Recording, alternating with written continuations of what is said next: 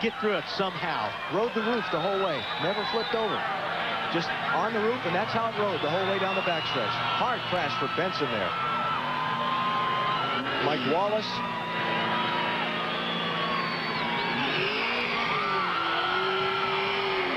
There's Rusty Wallace in the grass. Ricky Craven. Yeah. That Bobby Hamilton Jr. there in the 4 car. Yeah. One more shot. Once again, Hamilton tries to go on the outside.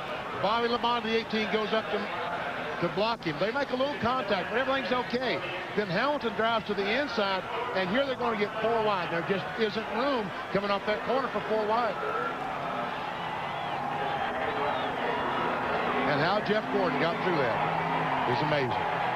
The car behind him, Mike Wallace, crashed. You see him weaving back and forth down the back straightaway, utilizing. And here's trouble. Back straightaway, one in the wall hard, and it catches the 18, puts Bobby Labonte up and over, and that's Brett Bodine's number 11. They got hammered on the outside, apparently into the wall, and Jeff Bodine, his brother's in it as well. Okay, that's Bobby Hillen in the car 77 down on the inside. It looks like he and Brett Bodine got together. That's where that damage on the right rear of Hillen's car came from. They got together, spun down to the inside. Bobby Labonte is going to come along and try to go on the inside of him. Lake Speed does get by down there, but Jeff Bodine gets caught up in it. So does Kenny Wallace in car number 81. Here comes Bobby Labonte. He's going to hit the Brett Bodine car, roll over on his top, slide down the track on his top, then it'll flip back onto the wheels. That had to be an eternity for Bobby Labonte. You could see him lock it up in the 18 and try to fight his way to the bottom to get out of this mess. Here goes Bodine on the outside. He makes contact there on Bobby Hillen, right on the right rear corner, and then they make contact. And Jeff did get tagged. There goes Kenny Wallace down in the grass there. He was very, very lucky to make it through there.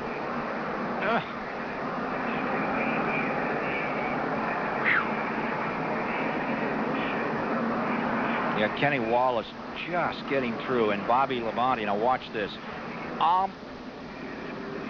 He did everything he could do. But for a fraction of a second, he was through that one.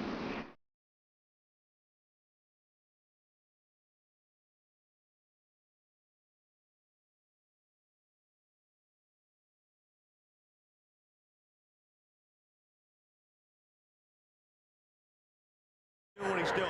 He's just mirror driving all over the racetrack. Uh-oh, trouble. Elliott Sadler over 1.5 and on his roof. Now the car tumbling hard onto the pavement in turn 3. Caution is out. A terrible crash. Could be. Yeah, could be. He could be trying to dodge that 8 car. Car flew in the air a long ways before it hit anything.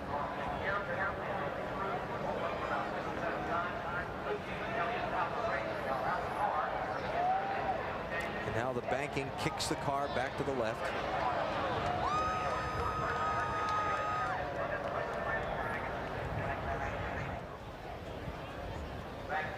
You see the contact, yeah. And there you see the car. And there he makes contact. He comes down trying to get in front of Kurt Busch. They make contact. And watch that thing fly. And there it lands on that road you talked about. And then when it gets onto the racetrack again, takes another nasty flip. Watch this hit. That's the hard one right here. Oh, man.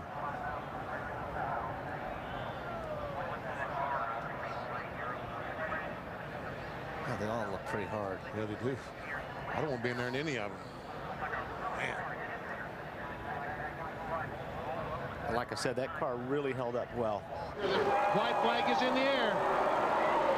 Dale Earnhardt Jr. looking for his 5th win at Talladega, works his way back to the front, and Jr., where his father won 10 times. Oh, we got a car sideways in the trail. Number 5, the checker is out, and somebody upside down. Elliott Sadler again lands on his wheels. Yeah, good save right there, you all right? Take a look here at Elliott Sadler down on the bottom. Somebody blocked him. That's Ward Burton there. Those guys just all squeezed down. Yep. He got hit in the right front fender, turned his car inside the racetrack, and the worst thing you want to do with a race car, get on the grass. The roof flaps deploy, but not enough to keep that 38 on the ground, and Elliott Sadler makes the Talladega Tumble. No caution. They're side by side, right to the line. Big crash. Here they come. Checkered flag. Harvick. Kevin Harvick wins the Daytona 500. We got one car on his roof coming across the start finish line. Still wrecking. They're wrecking everywhere. Boyer's on fire. Jeff Gordon's wrecked. And they are still wrecking. Montoya, Stremme, Kenseth, Biffle, Marlin, Carl Edwards, Casey Mears all crashed on the final lap.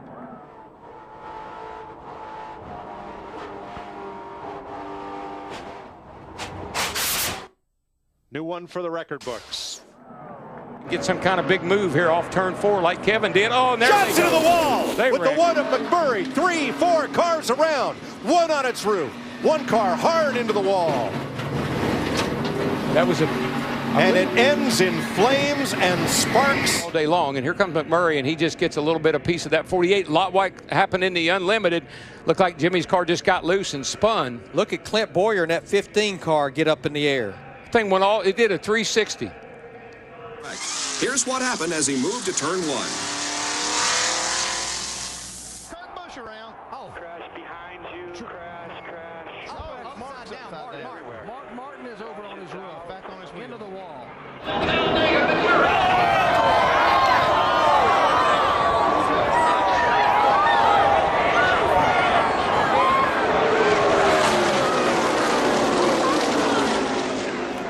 He's the early leader. Oh, trouble! Steve Park is off into the infield. Another car involved over on his lid. It's Parkindale Jr. Terrible crash.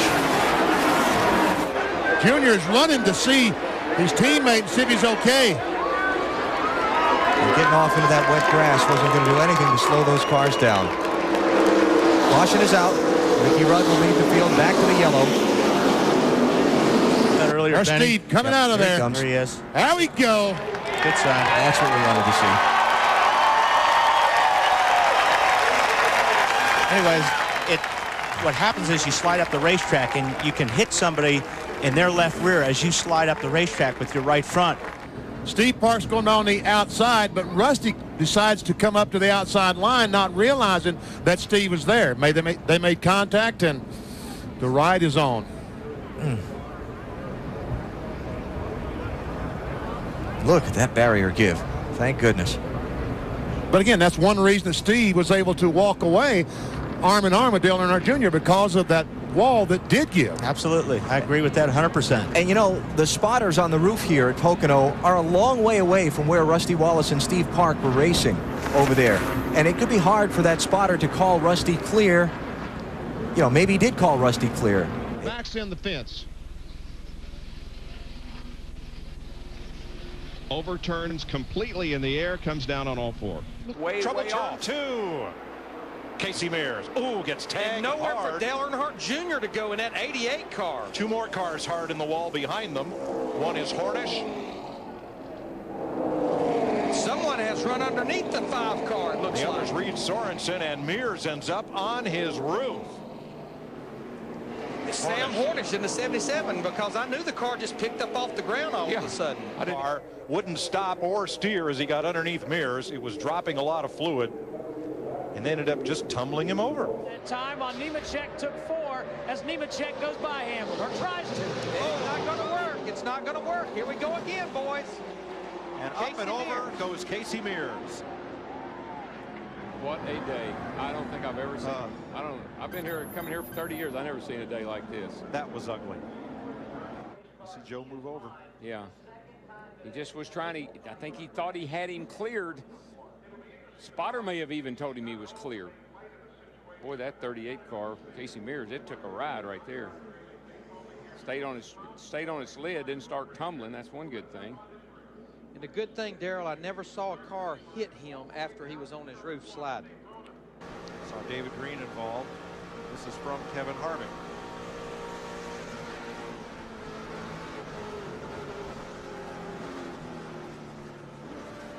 Harvick actually has quite a bit of damage right in the center of the nose. Keep going, you all right? Yeah, if he didn't bust a radiator, they might. Yeah, we need a radiator, boys. I think that answered that. From David Stremmy's car.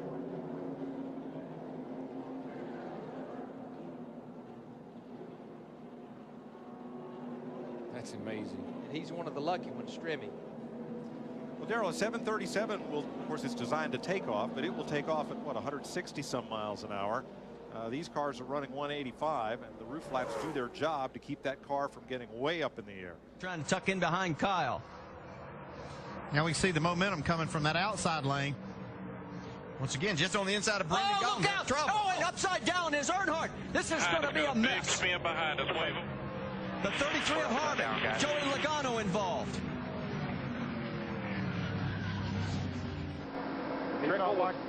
Trickle was on the low side coming from turn 2, and around goes Earnhardt up in the air and over.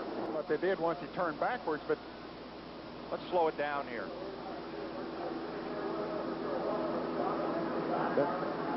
yeah, the roof flaps did come up too. They went back down. 33 lead lap cars as Paul Tracy just made a stop, 1 lap down. Crash. Car upside down. Start finish line. It is Stewart. Danny Quinn in the 50. Oh, it just tore the car up really bad, but it was my fault. I'll take 100% responsibility for that one. I just tried to get back in line there, and I think I clipped the 22 car on the right front when I came down. So it wasn't anybody's fault but mine. I was the one that caused that one. What was it like inside the car when you lifted and you knew you were going over?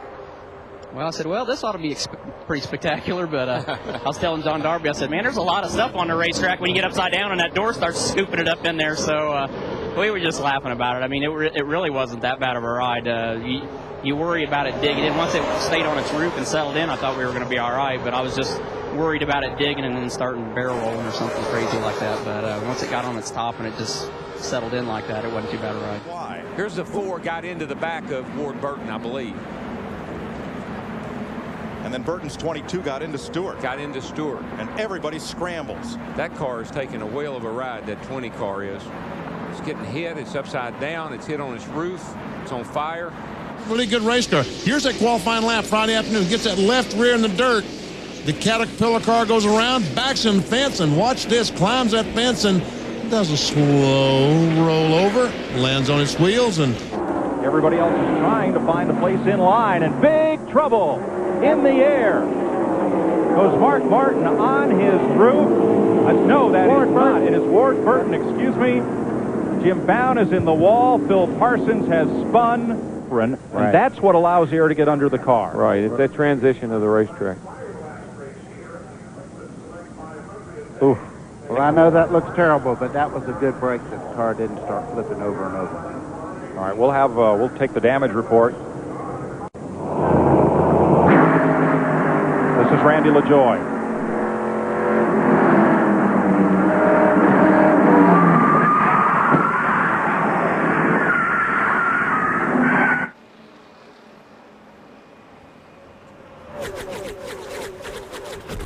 Trouble off trouble. Newman slams the wall. Comes Schrader, and Newman is in the air and over. Ryan Newman, last year's Rookie of the Year. The rear end ripped from the car. Look at that thing lift up, Larry. Just takes off like an airplane. That's 3,400 pounds, folks. Just lifting up in the air like a feather. And the right rear wheel digs into the dirt and tears the whole rear end loose from the car. Yeah, if the tire hadn't come off of the wheel, it probably wouldn't have turned over like that. But once the tire came off and it dug in and flipped it. Let's watch her here and see what happens. Oh, Kenny Schrader got out of control, got into him. Oh, that's what happened, Mike. His right rear tire came off. Car goes airborne. Then when it hits the ground, it digs in and just rips it apart. Looking at Dale Jarrett's car. Wow. What a... We've heard. Oh, here's a car upside down. Big time crash upside down. It's Ryan Newman. See Kevin Harvick there. Marcus Ambrose. Ambrose is there, comes across. Harvick stops, and Newman's car comes to rest upside down on its roof.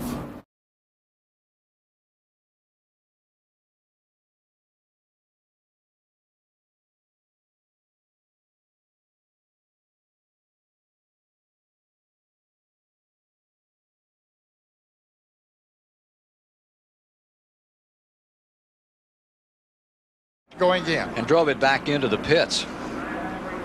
Well, here we see it from a different angle as we see it spinning through the grass, approaching the bank of dirt. And when it hits that bank of dirt, it just rolls the car right over very nicely one time and back on its wheels. And he's already back on the track. He has already come back out. That's the speed shot on the back wall here. Now, from Jody Ridley's view, let's see what happened to Bobby Hillin. Bobby Hillin had a problem in car number 8, and here's Jody Ridley. Now, he just put his car up into third gear, and here comes a car number 19 that went out in front of him down into Bobby Hillin. Well, that's way after the equipment is already there. That's a lap or two later. You see Ridley downshift right away to get slowed down? Yeah. And the air just blew the hood off of Davey Allison's car. It's How long can he do that? Rusty gets out of the way now. Cotton Petty.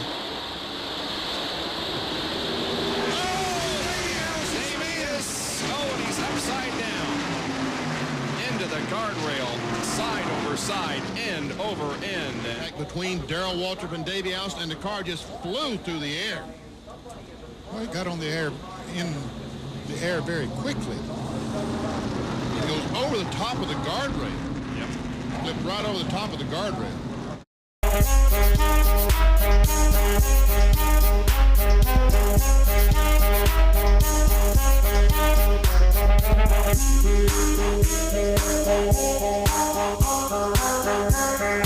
Thank you.